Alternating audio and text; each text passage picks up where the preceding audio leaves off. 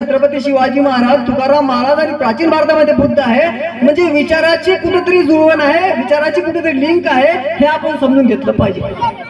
छत्रपती शिवरायांच्या जीवनामध्ये खूप सारा इतिहास आहे, तुम्ही त्याला एक कादंबरीचा विषय आहे, कारण तुम्ही छत्रपती शिवरायाला थोडक्यात मांडू शकत नाही। तरी मी काही प्रेरणा सांगत असताना मला असं वाटतं की त्यांनी ज्या काही इतिहासामध्ये प्रेरणा दिल्या त्या आत्माहुतीच्या प्रेरणा आहे। खूप साऱ्या घटना असताना मी तुम्हाला 2-3 मोजक्या घटना सांगतो।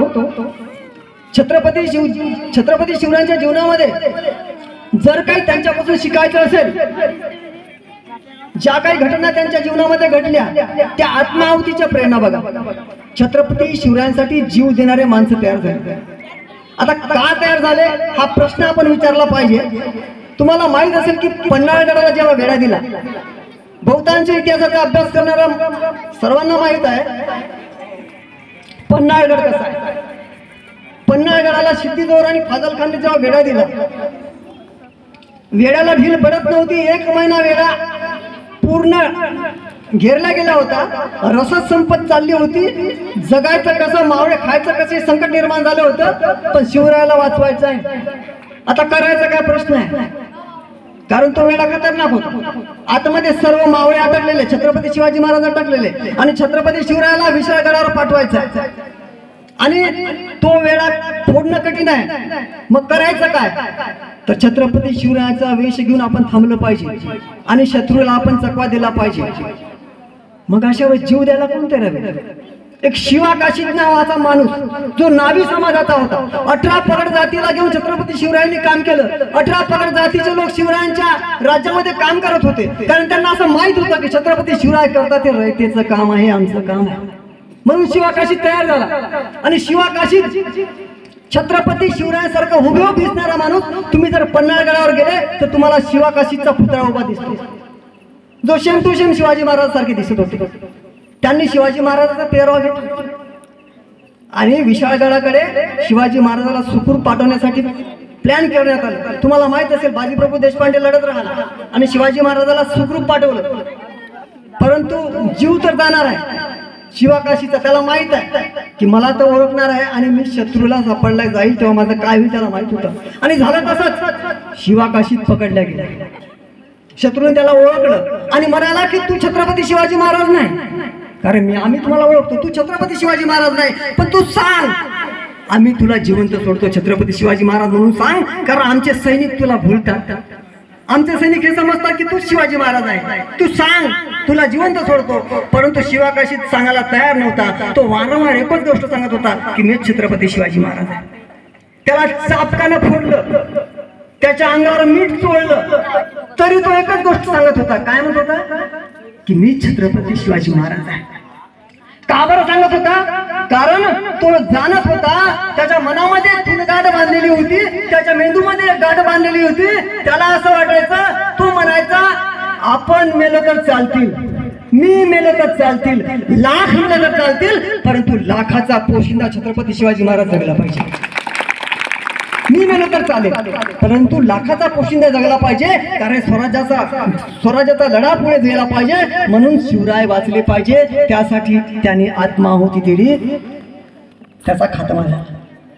शिवा काशीद याचा खात्मा झाला, त्याने जीव दिला। कोण्या सोन्याच्या आशेने नाही, पैशाच्या लोभाने नाही, काही राज्याच्या लोभाने नाही, तर शिवरायांचं जे स्वराज्य आहे ते उभं झालं पाहिजे, ही आशा त्याच्या मनामध्ये होती, ही आशा त्याच्या मनामध्ये होती। ही आपण शिकवून त्याच्यापासून घेतली पाहिजे, कारण शिवराय डोक्यावर घेऊन मिरवण्याचा विषय नाही, तर छत्रपती शिवराय मेंदूमध्ये घालण्याचा विषय आहे।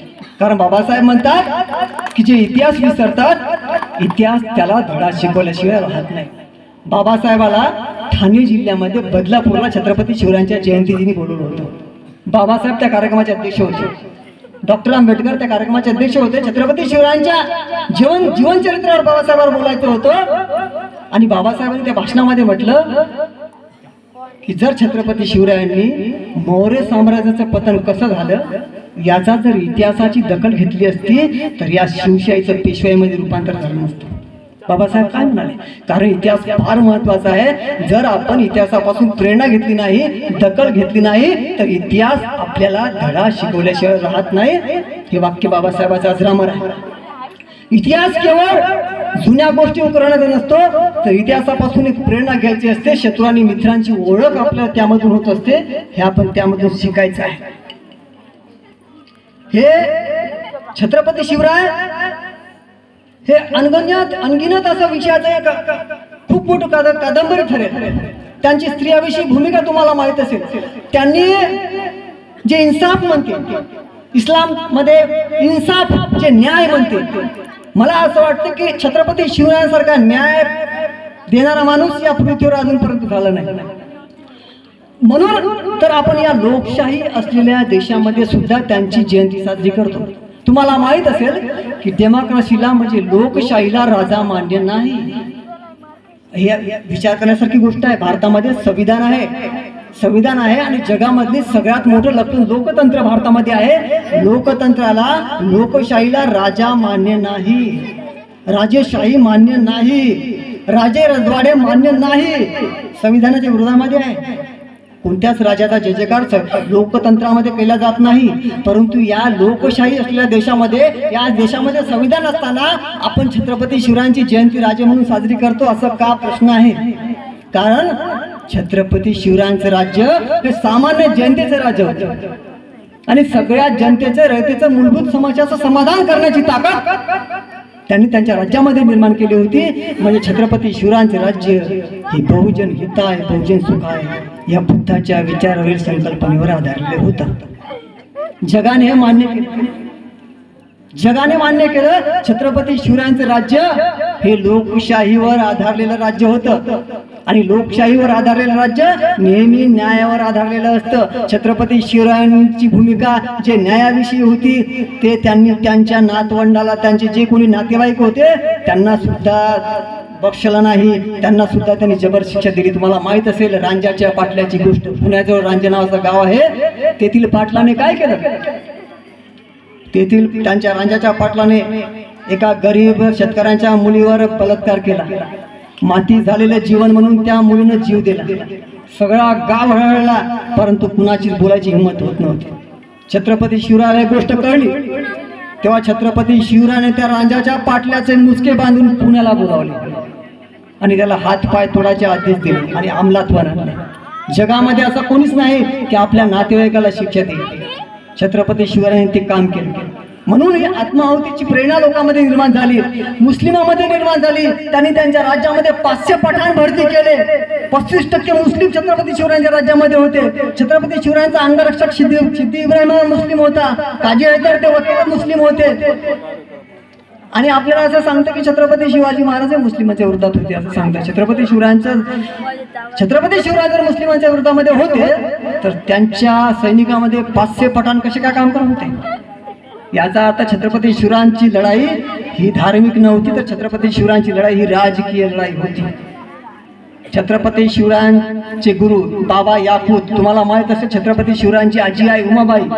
आता आपण प्रश्न विचारूया, जर छत्रपती शिवरायांची आजी आई उमाबाई आहे, हिला जर नाव ठेवायचे असेल आपल्या नातवांचे, आपल्या मुलांचे नाव जर ठेवायचे असेल तर तिने त्या पद्धतीने ठेवायला पाहिजे होते.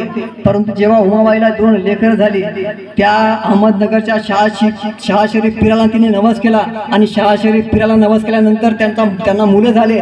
ते 900 मुलं झाले असं मी म्हणत नाही, परंतु त्या मुलाचे नाव ठेवले जे मुस्लिम नावे आहे, शरीफ भाई, हिंदू नाव नाही. छत्रपती शिवरायांचे काका शहाजी मुस्लिम नाव आहे, त्याच्या भावाचं नाव आहे.